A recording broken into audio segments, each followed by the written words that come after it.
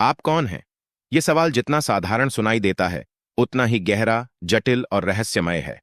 आमतौर पर जब कोई हमसे पूछता है, तुम कौन हो, तो हम जल्दी से जवाब दे देते हैं, मैं राहुल हूं, मैं एक टीचर हूं, मैं इंजीनियर हूं, मैं किसी का बेटा हूं, मैं हिंदुस्तानी हूं।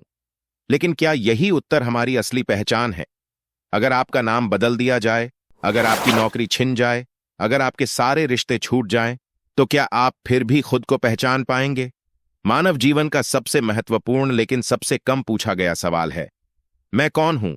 यह सवाल केवल दार्शनिक नहीं है, बल्कि यह आपके जीवन का आधार है। जब आप जानते हैं कि आप कौन हैं, तभी आप जान सकते हैं कि आपको कहां जाना है। जिस दिन इस सवाल का उत्तर मिल जाता है, उसी दिन इंसान अपने जीवन के असली मकसद को समझ लेता है। भारतीय दर्शन में इस सवाल को अत्यधिक महत्व दिया गया है। आत्मानं विद्धि, स्वयं को जानो, यही उपनिषदों की आत्मा है। वेदों के ऋषि जंगलों में अकेले बैठकर इसी एक सवाल का जवाब ढूंढते रहे। उन्होंने कहा, तत्वमसि, यानी तू वही है, ब्रह्म, परम सत्ता, चेतना। लेकिन इस उत्तर तक पहुंचने की यात्रा इतनी आसान नहीं है। पहले हमें यह समझना होगा कि हम जो सोचते हैं वो मैं हूं, वह असल में क्या है। हमारे समाज ने हमारी पहचान कई हिस्सों में बांट दी है। हमारा नाम, धर्म, जाति, भाषा, प्रोफेशन, ये सब लेबल्स हैं जो दूसरों ने हम पर लगाए हैं और जिनसे हम धीरे धीरे खुद को पहचानने लगते हैं। बचपन में कोई कहता है, यह बहुत होशियार बच्चा है, और हम मान लेते हैं कि हमारी पहचान होशियार होने की है। कोई कहता है, तू तो हमेशा पीछे रहता है, और वो भी हमारी पहचान बन जाती है। हम भूल जाते हैं कि यह पहचान बाहरी दुनिया की दी हुई है। अंदर का मैं अब तक सोया हुआ है। अब एक उदाहरण लेते हैं। कल्पना कीजिए कि आप एक नाटक देख रहे हैं जिसमें एक अभिनेता राम का किरदार निभा रहा है। जैसे ही नाटक खत्म होता है, वो अभिनेता फिर से अपने असली रूप में आ जाता है। ठीक वैसे ही हम जीवन में किरदार निभाते हैं, कभी बेटे का, कभी बॉस का, कभी दोस्त का। लेकिन जो इन सब किरदारों को निभा रहा है, वो कौन है? वही है असली आप। दार्शनिक सुकरात ने कहा था, the unexamined life is not worth living, यानी एक ऐसा जीवन जो खुद को नहीं समझता, उसे जीना व्यर्थ है। सुकरात को सच्चाई की इतनी भूख थी कि उसने मौत को भी स्वीकार कर लिया, लेकिन झूठ को नहीं। उसका मानना था कि आत्मा की सबसे बड़ी भूख है स्वयं को जानना, और यह तभी संभव है जब हम अपने विचारों को, अपनी धारणाओं को और अपनी बनाई हुई नकली पहचान को एक एक करके तोड़ें। अब आइए इस सवाल को एक मनोवैज्ञानिक दृष्टिकोण से देखें। मनोविज्ञान कहता है कि इंसान की पहचान सेल्फ और ईगो के इर्द गिर्द बनती है। ईगो वह नकली ढांचा है जो समाज, अनुभव और परवरिश से बनता है। जैसे जैसे हम बड़े होते हैं, हमारे माता पिता, स्कूल, समाज हमें बताते हैं कि क्या अच्छा है, क्या बुरा है, क्या करना चाहिए और क्या नहीं। इन बातों से हमारा ईगो बनता है, एक ऐसा नकली मैं जो डर, अपेक्षा और समाज की सोच पर आधारित होता है। लेकिन सेल्फ यानी स्व, वह असली चेतना है जो इन सब चीजों से परे है, जिसे किसी चीज की जरूरत नहीं, जो बस है। न नाम की जरूरत, न काम की, न पहचान की। जब हम ध्यान में बैठते हैं, जब मन शांत होता है, तब हम इसी सेल्फ के संपर्क में आते हैं। आप ध्यान करके देखिए, जब कोई विचार नहीं होता, कोई भावना नहीं होती, तब भी आप होते हैं, आप अस्तित्व में हैं। तो क्या वही आपका असली रूप नहीं? बुद्ध ने कहा था, ना मैं शरीर हूं, ना मन, ना विचार, मैं केवल साक्षी हूं। यही साक्षी भाव असली पहचान की ओर पहला कदम है। जब आप अपने विचारों, भावनाओं और अनुभवों के बाहर खड़े होकर उन्हें देखना शुरू करते हैं, तो धीरे धीरे आप समझते हैं कि आप वो नहीं हैं। आप वो हैं जो सब कुछ देख रहा है। यही है प्योर अवेयरनेस, शुद्ध चेतना। आज की भागती दौड़ती दुनिया में इंसान हर दिन खुद से दूर होता जा रहा है। हम दूसरों को खुश करने में, पैसा कमाने में, फेम पाने में इतना उलझ गए हैं कि अपने अंदर झांकने का समय ही नहीं है। लेकिन सच्चाई यह है कि जब तक हम खुद को नहीं समझेंगे, तब तक बाहर की कोई चीज हमें सच्चा सुख नहीं दे सकती। आइए एक और गहरे सवाल से सोचें। अगर आपको आज से कोई नाम ना दिया जाए, आपसे आपका धर्म, देश, लिंग, उम्र सब छीन लिया जाए, तो क्या आप अभी भी कुछ होंगे? अगर हां, तो वो कुछ क्या है? यही कुछ ही आपकी असली पहचान है, जो न बदले, न मिटे, न जन्म से जुड़ा हो, न मृत्यु से। अब इसे वैज्ञानिक दृष्टिकोण से देखें। न्यूरोसाइंस कहता है कि हमारी पहचान एक इल्यूजन है, मस्तिष्क की एक बनावट। हमारा दिमाग अलग अलग हिस्सों से जानकारी लेकर एक कहानी बुनता है कि मैं कौन हूं। जैसे कि मैं यह सोचता हूं, मुझे यह पसंद है, मुझे यह अनुभव हुआ था, और इन सबको जोड़कर एक काल्पनिक सेल्फ बना लेता है। लेकिन जब हम ध्यान या माइंडफुलनेस का अभ्यास करते हैं तो यह इल्यूजन धीरे धीरे टूटने लगता है और हम उस मौन साक्षी रूप का अनुभव करते हैं। बुद्ध ने इसे अनत्ता कहा, यानी कोई स्थायी आत्मा नहीं है, केवल अनुभवों का प्रवाह है। लेकिन यही प्रवाह जब चुप हो जाता है तब जो बचता है वही है आप। भाग 2, आत्मा की खोज। मैं से परे की यात्रा। आप कौन हैं? यह सवाल तब तक अधूरा है जब तक हम आत्मा की बात ना करें, क्योंकि भारत की धरती पर हजारों सालों से यही कहा गया है कि तुम शरीर नहीं हो, तुम आत्मा हो। लेकिन आत्मा क्या है? क्या यह कोई विचार है, कोई भावना, कोई ऊर्जा, या फिर कोई चमत्कारी शक्ति?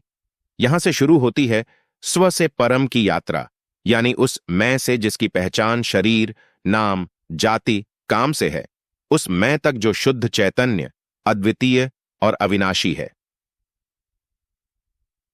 आत्मा क्या है? क्या यह कोई चीज है? आत्मा को हम न देख सकते हैं, न छू सकते हैं, न विज्ञान के किसी उपकरण से माप सकते हैं। फिर भी पूरी भारतीय सभ्यता इसी विचार पर टिकी है कि तुम आत्मा हो। उपनिषद कहते हैं, न जायते म्रियते व कदाचिन, अर्थात आत्मा कभी जन्म नहीं लेती, कभी मरती नहीं, नष्ट नहीं होती। यह न समय से बंधी है, न शरीर से। वह केवल साक्षी है, वह केवल है। अगर आत्मा को समझना है तो हमें सबसे पहले अपने अनुभव की ओर जाना होगा। कभी आपने महसूस किया है कि शरीर थक चुका है, दिमाग उलझा हुआ है, दिल परेशान है, फिर भी कहीं ना कहीं एक कोना शांत है? जहां कोई हलचल नहीं, वही कोना है आत्मा का संकेत। 2 गीता का दृष्टिकोण। शरीर और आत्मा का अंतर। भगवद गीता में श्री कृष्ण कहते हैं, जैसे मनुष्य पुराने वस्त्रों को त्याग कर नए वस्त्र धारण करता है, वैसे ही आत्मा पुराने शरीर को त्याग कर नया शरीर धारण करती है। इसका अर्थ है कि शरीर सिर्फ एक पोशाक है, आत्मा उसका पहनने वाला। लेकिन हम सभी अपने शरीर, रूप, चेहरों को ही अपनी पहचान मान बैठे हैं। यही अज्ञान है, जिसे गीता अविद्या कहती है। जब अर्जुन युद्ध भूमि में खड़ा होकर अपने ही परिजनों को मारने से डरता है, तब श्री कृष्ण उसे यही शिक्षा देते हैं कि तुम योद्धा नहीं, तुम आत्मा हो। जो मरेगा वो शरीर है, आत्मा नहीं। क्या आज के दौर में भी ये बात हमारे लिए उतनी ही प्रासंगिक नहीं है? जब कोई अपमान करता है तो हम दुखी क्यों होते हैं? क्योंकि हमारा मैं उस अपमान से जुड़ा होता है। लेकिन अगर हम समझ लें कि असली मैं तो स्थिर, शांत और चिरंतन आत्मा है, तो क्या कोई दुख हमें छू सकता है? 3. रामकृष्ण परमहंस। आत्मा का स्वाद चखने वाला संत रामकृष्ण परमहंस ने एक बार कहा था, ईश्वर को जानना सिर्फ किताब पढ़ने से नहीं होगा, उसके स्वाद को खुद चखना होगा। वे कहते थे कि जैसे चीनी के स्वाद को समझाने के लिए 1000 किताबें पढ़ ली जाएं, लेकिन जब तक आप एक टुकड़ा मुंह में नहीं डालते, तब तक असली अनुभव नहीं होता। आत्मा भी ऐसा ही है। यह एक अनुभव है, कोई सिद्धांत नहीं। रामकृष्ण एक बार ध्यान में लीन थे। किसी ने पूछा, आप ध्यान में क्या देखते हैं? उन्होंने मुस्कुराकर कहा, कुछ नहीं, केवल शांति, केवल मैं, और केवल वही जो मुझसे बड़ा है। लेकिन वो भी मैं ही हूं। इस कथन में गहरा रहस्य छिपा है। जब तुम खुद को भूल जाते हो, तभी तुम खुद को पाते हो। 4. ओशो। मैं को जलाने की कला ओशो कहते हैं। जो कहता है मैं, वह सबसे बड़ा झूठ बोलता है। क्यों? क्योंकि ओशो के अनुसार मैं एक भ्रम है, एक ऐसा नकाब जिसे समाज ने हमारे चेहरे पर लगा दिया है। जब बच्चा पैदा होता है तब उसमें कोई मैं नहीं होता, वह सिर्फ होता है। लेकिन जैसे जैसे उसे सिखाया जाता है, तुम लड़के हो, तुम हिंदू हो, तुम्हारा नाम अर्जुन है, तुम्हें यह करना है, एक नकली पहचान बनने लगती है और हम भूल जाते हैं कि असली मैं कोई शब्द नहीं है, वो मौन है। ओशो ध्यान को आत्मा तक पहुंचने का सीधा रास्ता मानते हैं। वे कहते हैं, ध्यान कोई अभ्यास नहीं, बल्कि अपने असली स्वरूप को देखने का आईना है। जब हम गहरे मौन में जाते हैं, विचार रुकते हैं और तब असली मैं प्रकट होता है, जो न हिंदू है, न मुसलमान, न आदमी है, न औरत, बस एक साक्षी है। 5. ध्यान। आत्मा तक पहुंचने का माध्यम। अब सवाल है, आत्मा को कैसे अनुभव किया जाए? जवाब है ध्यान। ध्यान कोई कठिन प्रक्रिया नहीं है। यह कोई धर्म से जुड़ी तकनीक नहीं है। ध्यान बस स्वयं को देखने की कला है। जब आप एक जगह बैठते हैं, आंखें बंद करते हैं और अपने विचारों को बहने देते हैं, बिना रोके, बिना पकड़े, तब धीरे धीरे आप विचारों से परे जाने लगते हैं। गहरे ध्यान में आप देखते हैं कि आप कोई विचार नहीं है, कोई भावना नहीं है। आप केवल देखने वाले हैं, साक्षी हैं, निष्पक्ष, शांत और मुक्त। वही क्षण होता है जब आप आत्मा को छूते हैं। छठा, अनुभव की शक्ति। शब्दों से आगे मान लीजिए कोई आपसे कहे आत्मा अनंत है, आप उसे सुन लेंगे। दूसरा कहे आत्मा नहीं होती, आप उसे भी सुन लेंगे। लेकिन इन दोनों से कोई फर्क नहीं पड़ता जब तक आप खुद अनुभव ना करें। शास्त्रों का ज्ञान तब तक अधूरा है जब तक वह स्वानुभव में ना बदल जाए। इसलिए उपनिषद कहते हैं श्रवण, मनन और निदिध्यासन, यानी पहले सुनो, फिर सोचो, फिर ध्यान से अनुभव करो। 7, मैं की सबसे बड़ी खोज। मैं कोई नहीं हूं। इस पूरी यात्रा का सबसे रहस्यमय पड़ाव है जब साधक यह जानता है कि मैं कोई नहीं हूं। हां, आपने सही पढ़ा।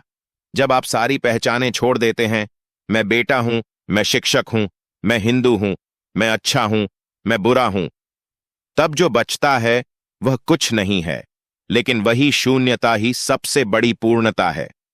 बुद्ध ने कहा, जहां मैं नहीं होता वहां सच्चा जीवन शुरू होता है। 8, आप अपने विचार नहीं हैं, फिर भी आप सोचते हैं। बहुत से लोग सोचते हैं कि उनके विचार ही उनकी पहचान है। लेकिन क्या कभी आपने सोचा, विचार तो आते जाते रहते हैं, पर जो उन्हें देख रहा है वह कभी नहीं बदलता। वो जो देख रहा है वही आप हैं। अगर विचार आप होते तो आप उन्हें रोक सकते, लेकिन क्या आप हर विचार को रोक सकते हैं? नहीं। तो इसका मतलब आप विचारों से अलग हैं। 9, मृत्यु, आत्मा की अंतिम परीक्षा। बहुत से लोग पूछते हैं, अगर आत्मा अमर है तो मृत्यु क्या है? मृत्यु केवल शरीर की समाप्ति है। आत्मा के लिए मृत्यु कोई घटना नहीं, बल्कि एक बदलाव है। जैसे कि सागर की लहर एक किनारे से उठकर दूसरे पर गिरती है, पानी वही रहता है, केवल रूप बदलता है। जो मृत्यु से डरता है उसने खुद को शरीर समझ लिया है। जो आत्मा को जानता है उसके लिए मृत्यु केवल यात्रा है, अगले पड़ाव की ओर। 10वां, आत्मा का अनुभव जीवन बदल देता है। एक बार जब कोई व्यक्ति आत्मा को जान लेता है, जीवन कभी पहले जैसा नहीं रहता। अब वो दुखों से लड़ता नहीं, उन्हें समझता है। अब वो अपमान से टूटता नहीं, मुस्कुराता है। अब वह अपने भीतर की शक्ति को पहचान लेता है। और सबसे सुंदर बात, अब वो दूसरों को भी वही आत्मा समझता है। अब न जात पात है, न धर्म का झगड़ा, न नफरत। अब केवल प्रेम है, शांति है, करुणा है, क्योंकि आत्मा कभी अकेली नहीं होती, वह सब में है। बहुत बढ़िया, आइए अब प्रस्तुत करते हैं भाग 3, मैं कौन हूं, की गहराई, चेतना, मन और आधुनिक विज्ञान की दृष्टि से। 1, चेतना, वह अदृश्य शक्ति जो सब कुछ चलाती है। जब हम कहते हैं मैं सोचता हूं, मैं देखता हूं, मुझे खुशी है, मुझे दुख है, तो आखिर वो मैं कौन है जो इन सब अनुभवों को करता है? विज्ञान कहता है कि यह सब ब्रेन करता है। धर्म कहता है यह आत्मा का काम है। पर जो सबसे अद्भुत चीज है वो है चेतना, कॉन्शियसनेस। चेतना क्या है? चेतना वह अनुभव है जो कहता है मैं हूं, भले ही हम कुछ कर रहे हों या नहीं। जब आप अकेले कमरे में बैठे होते हैं, कोई विचार नहीं, कोई क्रिया नहीं, फिर भी एक मैं हूं का भाव बना रहता है। यही चेतना है। और जब यही चेतना स्वयं को देखती है, तब आत्मज्ञान की शुरुआत होती है। 2, आधुनिक विज्ञान और चेतना की पहेली। आधुनिक विज्ञान ने आज तक चेतना को पूरी तरह नहीं समझा है।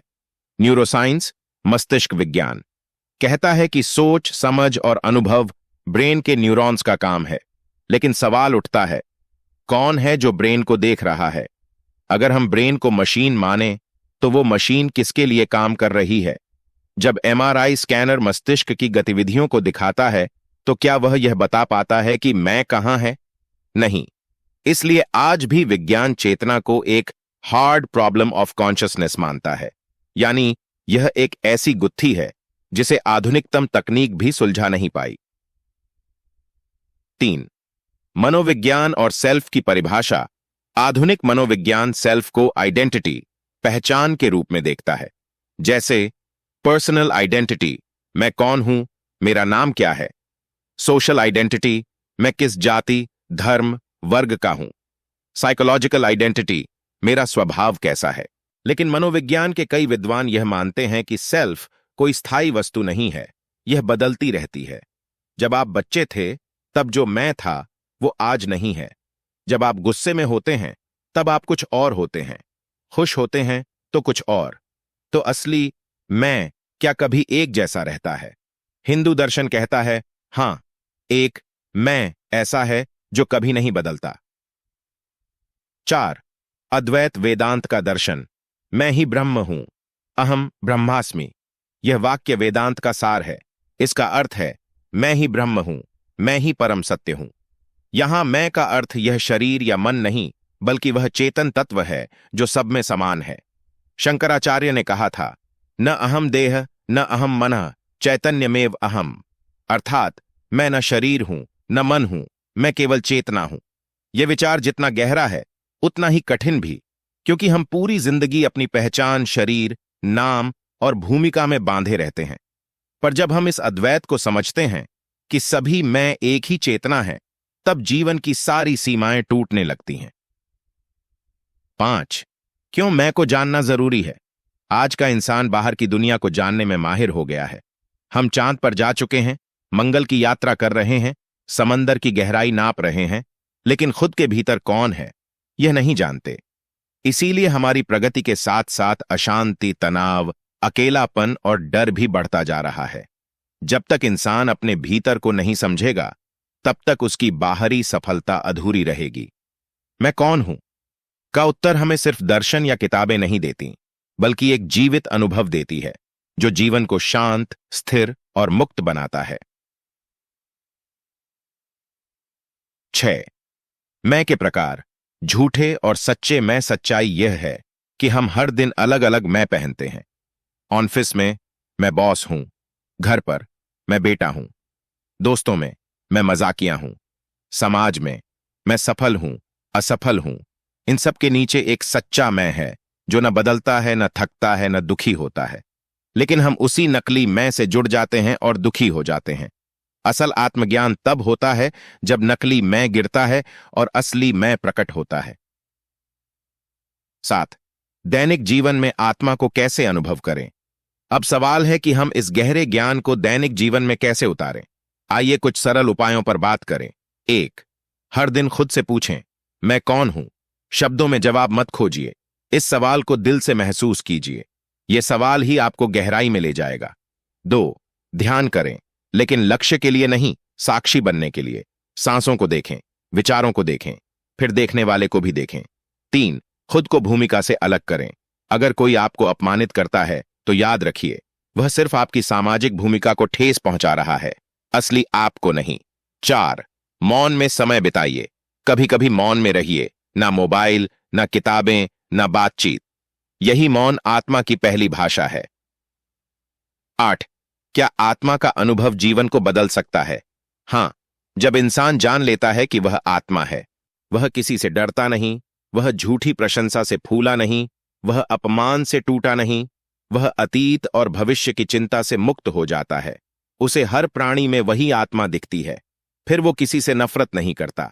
सच्चा आत्मज्ञानी केवल ज्ञानी नहीं होता, वह दयालु, निर्भय और पूर्ण होता है।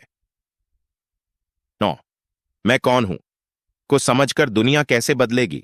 जब हर इंसान को यह बोध हो जाए कि मैं शरीर नहीं हूं, आत्मा हूं और सामने वाला भी वही आत्मा है, तब जातिवाद मिटेगा, धर्म के नाम पर हिंसा खत्म होगी, घमंड टूटेगा, दूसरों से तुलना करना बंद होगा और एक नई मानवता का जन्म होगा जो अंदर से जुड़ी हुई होगी। यह केवल विचार नहीं, एक क्रांति है जो हर व्यक्ति के भीतर शुरू हो सकती है। 10. निष्कर्ष, खुद को जानो, सब जान जाओगे। हर बड़े संत, महात्मा, ऋषि, योगी, वैज्ञानिक, दार्शनिक ने अंततः यही कहा है, नो दाई सेल्फ, खुद को जानो। क्योंकि जब आप जान जाते हो कि आप कौन हो, तब आपको यह जानने की जरूरत नहीं रहती कि दुनिया क्या सोचती है। आपका मैं अब बाहर से तय नहीं होता, आपका मैं अब भीतर से आता है और वो इतना विशाल होता है कि उसमें पूरी सृष्टि समा जाती है।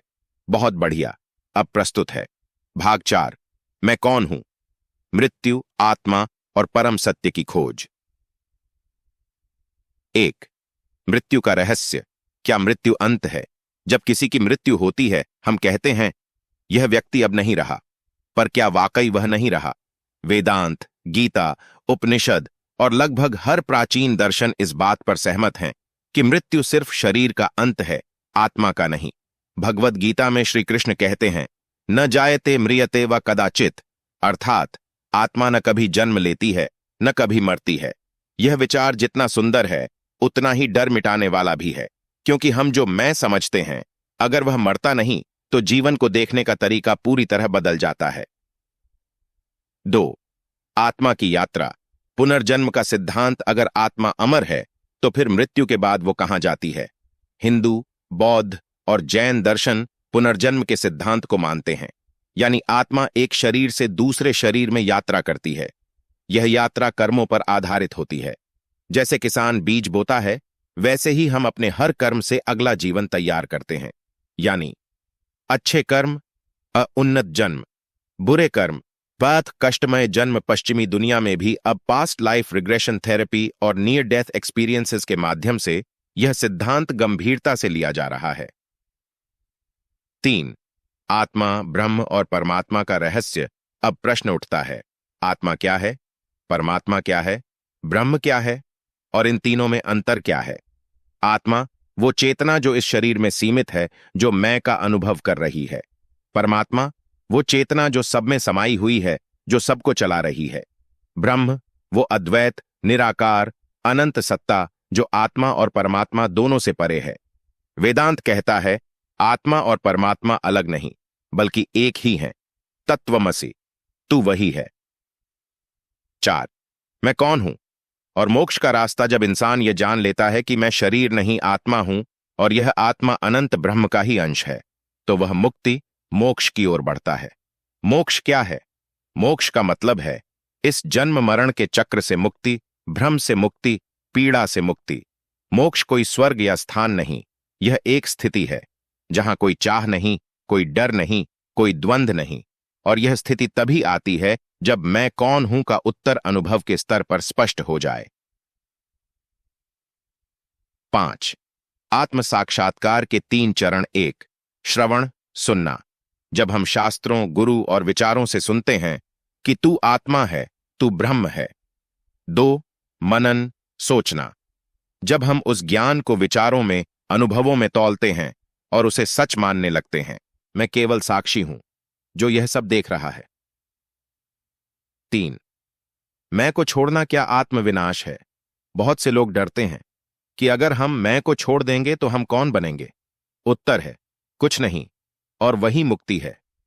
मैं को छोड़ने का मतलब यह नहीं कि आप अस्तित्वहीन हो जाएंगे, बल्कि आप अपनी सीमाओं से मुक्त हो जाएंगे।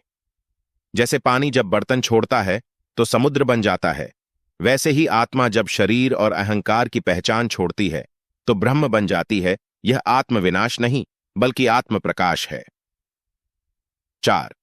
मैं को देखना। ध्यान का मूल उद्देश्य, ध्यान का असली उद्देश्य है मैं को देखना। जब आप आंख बंद करते हैं और सोचते हैं मैं कौन हूं, और बस बैठ जाते हैं बिना उत्तर दिए, तो धीरे धीरे विचार रुकने लगते हैं, भावनाएं शांत होने लगती हैं, और एक बिंदु पर आप केवल होने की स्थिति में होते हैं। ना कुछ सोचते, ना कुछ कहते, बस होते हैं। वही क्षण आत्मबोध का पहला स्वाद होता है। 5. जीवन में मैं कैसे परेशान करता है?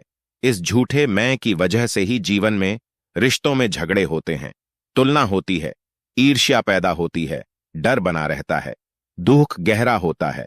हर बार जब आप दुखी होते हैं तो एक बात तय होती है, आपके भीतर का मैं चोटिल हुआ है। किसी ने कुछ कहा और आपके अहम को ठेस लगी, किसी ने तारीफ नहीं की और आपके मैं को दुख हुआ, किसी और को ज्यादा मिला और मैं जल गया। पर अगर आप जानते हो कि मैं आत्मा हूं तो फिर ये बातें असर नहीं करती। 6. मैं को मिटाना नहीं, देखना है। बुद्ध ने कहा था अहंकार को मत मारो, बस उसे देखो, क्योंकि जो चीज देखी जाती है वो स्वतः कमजोर होने लगती है।